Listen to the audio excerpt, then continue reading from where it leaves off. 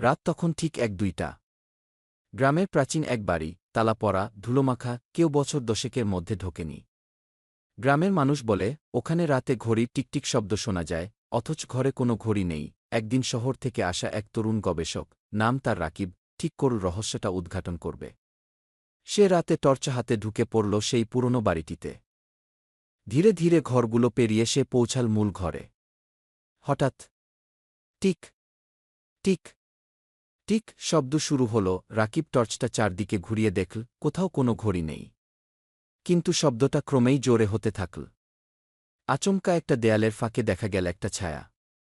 লম্বা, মাথা নিচু করা, চোখ নেই, কেবল একঘেয়ে হাসি আর সেই একই টিকটিক শব্দ তার মুখ থেকে বেরোচ্ছে। রাকিব চিৎকার করে দৌড়াতে গেল, কিন্তু দরজাটা বন্ধ। পেছনে তাকিয়ে দেখে ছায়াটা ধীরে ধীরে তার দিকে এগিয়ে আসছে। তারপর কেউ আর রাকিবকে দেখেনি। কেবল রাতে সেই বাড়ি থেকে আজও শোনা যায় টিক টিক টিক।